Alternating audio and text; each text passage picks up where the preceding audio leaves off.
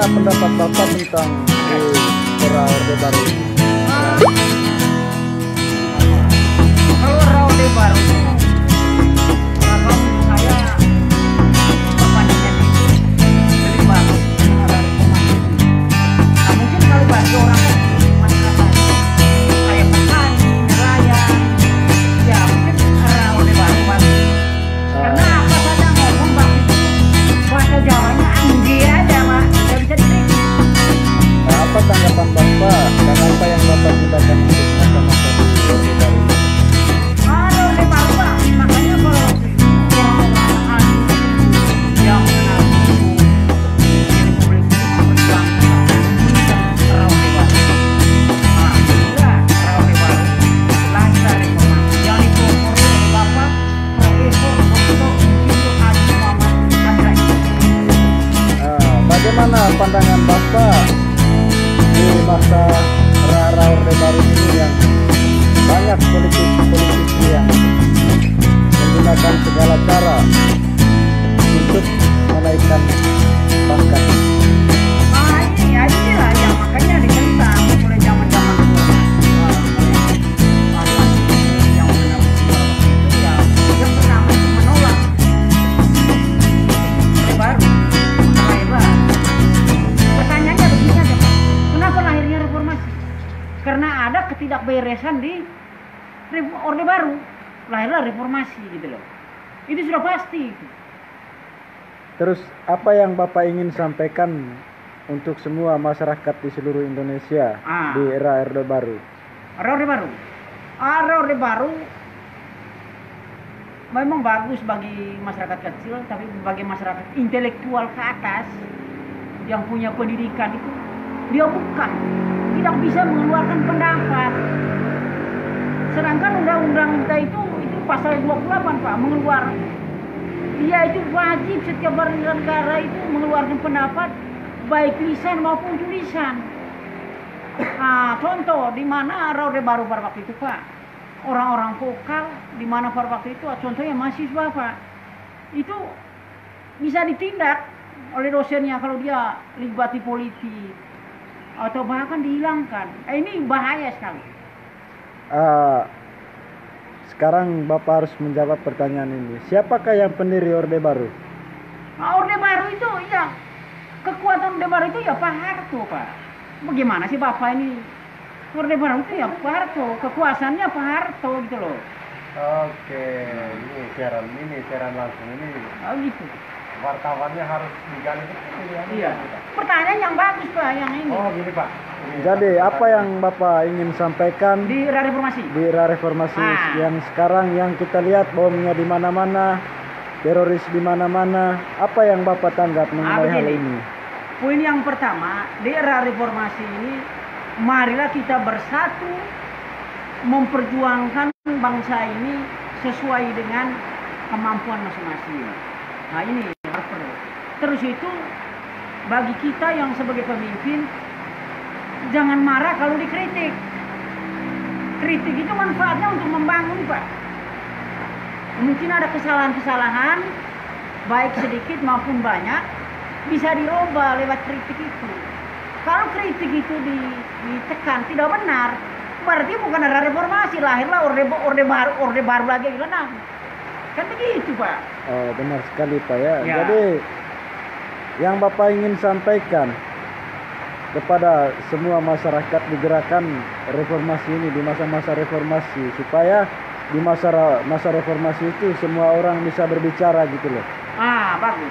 Masalah reformasi ini contohnya, Pak, saya ucap terima kasih kepada Bapak Presiden Republik Indonesia Joko Widodo ini, dia terapkan reformasi. Contoh, mengungkap koruptor itu dia tidak pandang bulu, dituntas. Ini yang paling kita akui ini, dituntas, tidak pandang bulu. Oh ini umpamanya, ini roga orang saya, jangan pandang dagingnya, Pak ya? Bukan, Pak. Kalau mungkin zaman tidak enak dulu, Pak. Oh ini orang saya, jangan diproses. Tapi sekarang tidak ada, Pak. Kan diproses. Apa tanggapan Bapak mengenai tangkapnya semua koruptor yang besar yang ada di negeri ini? Bagaimana pendapat Bapak? Pendapat saya justru koruptor itu masih ringan hukumannya Pak. Kalau menurut saya satu aja Pak. Kalau menurut saya, kalau saya orang yang berkuasa di Republik ini, koruptor itu dihitung tahun berapa dia mulai korupsi, berapa dananya, dihitung bunga dana itu, dikembalikan, kalau belum cukup, semua harta benda disita habis. Kalau sudah itu nanti baru dia dipenjara.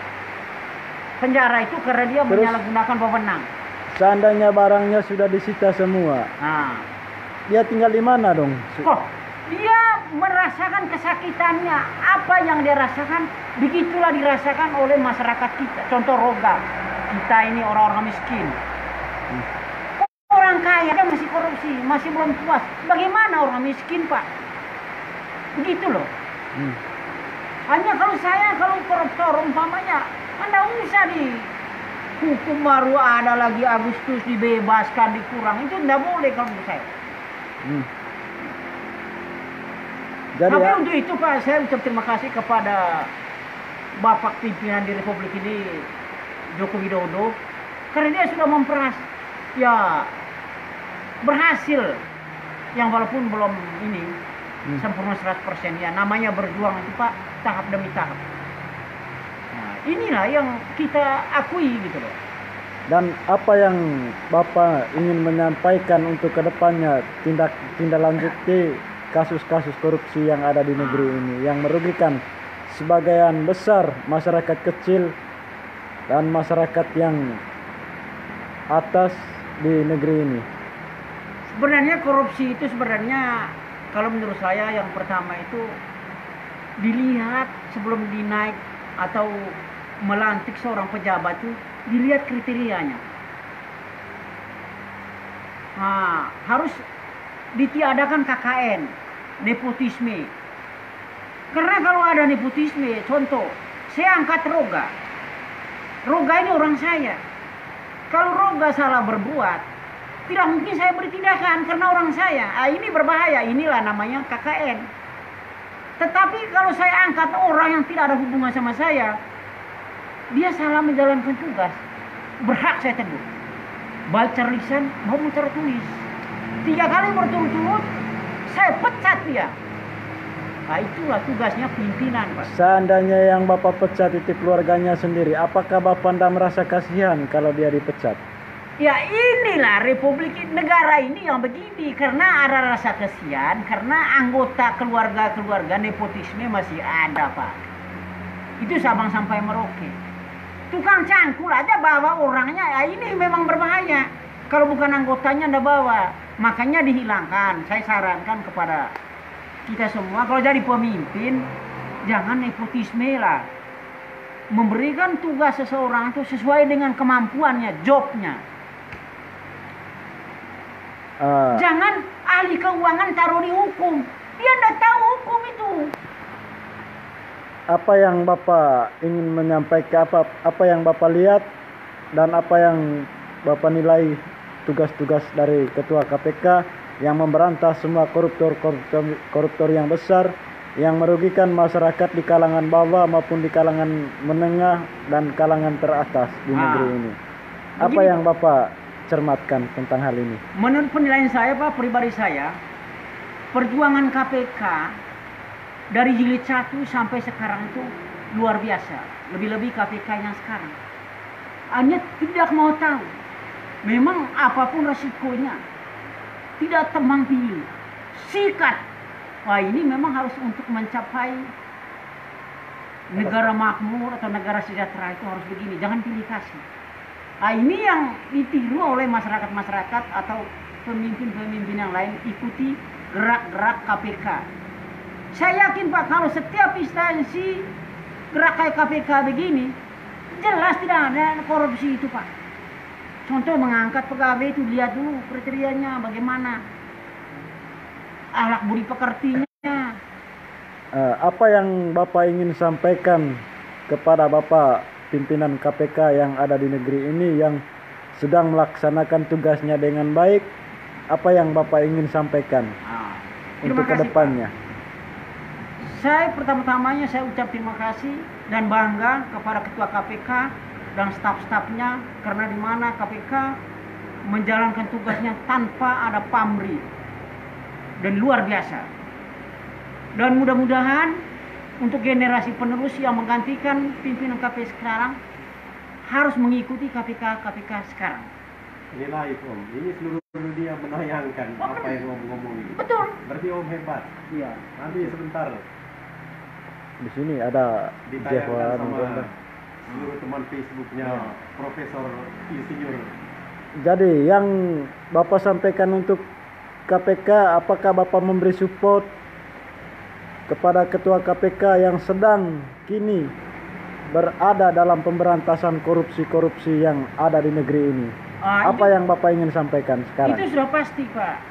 Makanya apa yang diperjuangkan oleh KPK sekarang tuh itu jelas masyarakat kecil atau masyarakat yang semacam kita pasti dukung sepenuhnya, Pak. Tetapi saya yakin masyarakat apa itu yang tidak senang KPK itu adalah orang-orang yang masih ingin membuat korupsi bangsa ini. Saya yakin kalau masyarakat orang yang bagus, Pak, pasti apa yang dibuat oleh KPK itu cap jempol, Pak. Saya baik dia baik saya. Apa yang Bapak sampaikan dan apa yang Bapak lakukan jikalau korupsi-korupsi yang ada di negeri ini dituntaskan, maka negeri ini adalah negeri yang bebas dari korupsi. Apa yang Bapak ingin sampaikan dan membangun untuk negeri ini jika satu saat nanti semua korupsi-korupsi yang ada di negeri ini dituntaskan oleh Ketua KPK? Begini, Pak, bangsa ini tuntas korupsi itu atau untuk mencapai negara makmur itu kuncinya itu kepemimpinan, termasuk pimpinan KPK tadi itu. Pimpinan KPK ya, itu KPK didukung oleh semua aparatur yang berwenang, contoh kejaksaan, kehakiman, Kapolri. Tapi kita yakin dan percaya semua aparat-aparat yang sekarang itu sudah kerjasama menuntaskan koruptor-koruptor. Kayak kejaksaan sudah hebat, kehakiman sudah hebat, itu KPK lebih hebat lagi. Apanya lagi yang membenci KPK di negara ini? Bagaimana jika kan ini Pak ya, ini masalah mengenai korupsi ini kan banyak hal yang mereka lakukan untuk melakukan suatu hal yang buruk. Jadi bagaimana tindakan Bapak baik di bagian korupsi, bagian perekonomian, infrastruktur, bagaimana penilaian Bapak untuk selanjutnya tentang hal ini? Kan sudah saya katakan tadi, Pak, kuncinya itu dari pimpinan itu. Kalau pimpinan itu berantas atau katakanlah sudah tahu, seperti Roga sudah tahu salahnya, saya pimpin tidak mau proses. Ini berbahaya. Makanya pemimpin itu jangan pilih kasih, Pak. Siapapun, pimpinan apapun, tingkat RT, desa, camat, apalagi yang lebih tinggi. Terutama penegak-penegak hukum ini, Pak. Sehingga jangan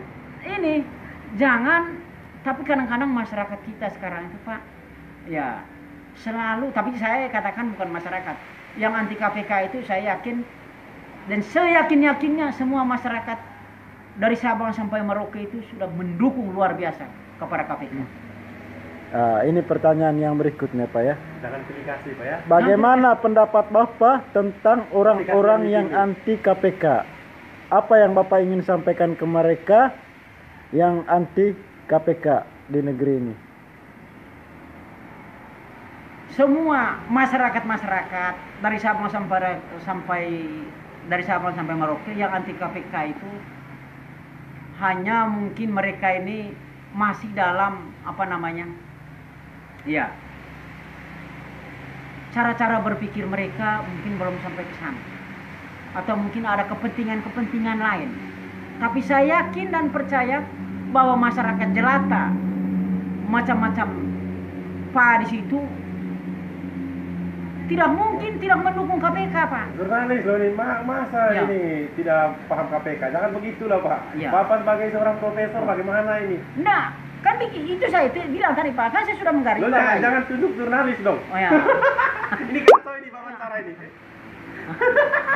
Kan sudah saya katakan Pak, mungkin ada kepentingan di sana. Sehingga anti KPK. Ah, ini berbahaya juga. Makanya, tapi saya yakin dan percaya KPK, Ketua KPK dengan pemimpin kita Joko Widodo cap jempol untuk mentuntaskan koruptor di negeri ini. Apabila suatu saat nanti semua koruptor-koruptor di Indonesia sudah dibasmikan oleh Ketua KPK, apakah negeri ini kaya, sukses?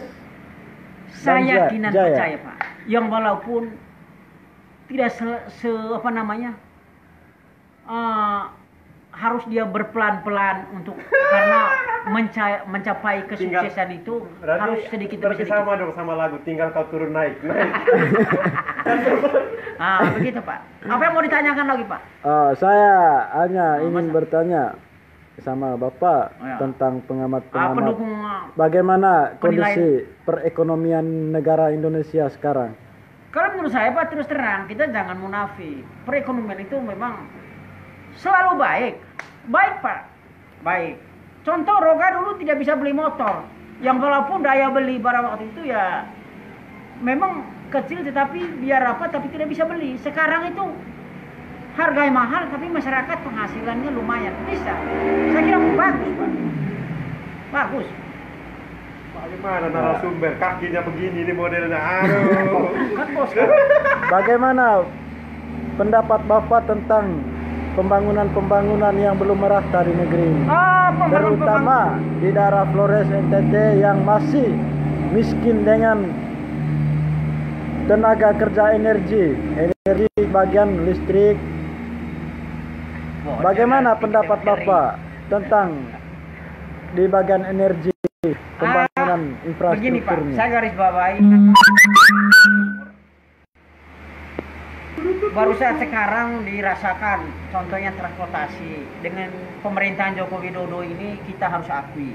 Om saya video kan ini ya. Nanti Mau saya atau kirim tidak ke- mau kita akui, tapi ini kenyataan. Saya terus terang Pak, pro dan kontra sama Bapak Presiden kita itu wajar. Tetapi saya pribadi saya melihat bahwa sudah ada perkembangan luar biasa transportasi. Contohnya kayak dulu Pak, zaman saya dulu tidak bisa Jawa Baru itu dari Jakarta, Surabaya, Banyuwangi, Mataram, Bima. Nah sekarang Jawa Baru sudah tembus Pak.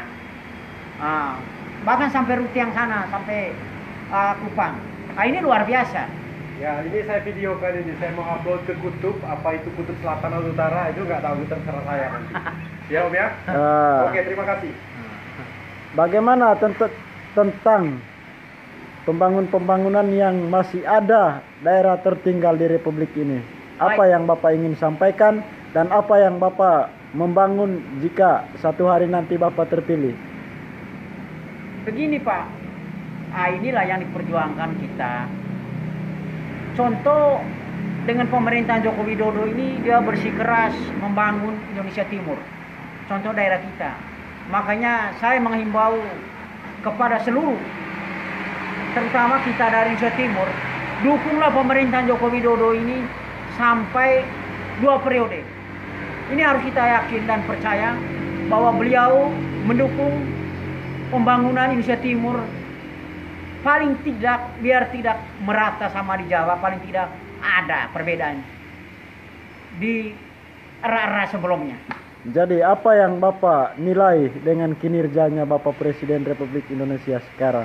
Tentang Alhamdulillah. pembangunan yang ada di Manggarai Timur ini. Apa yang Bapak lihat dan ingin sampaikan kepada Bapak Presiden Republik Indonesia?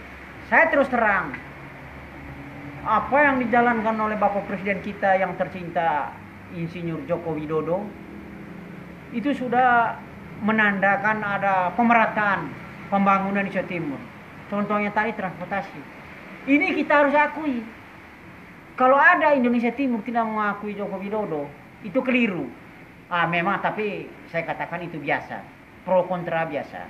Tetapi saya masyarakat biasa, saya akui karena saya tanpa ada kepentingan politik saya, hanya saya masyarakat biasa. Apa yang saya rasakan itu yang saya ungkapkan. Saya kira demikian, Pak. Oke, terima kasih waktunya Bapak yang sudah bergabung sama kami pada sore hari ini. Dan pada sore hari ini kita tutup sidang dan kita kembali ke aktivitas kita masing-masing. Oke, sekian. Terima kasih.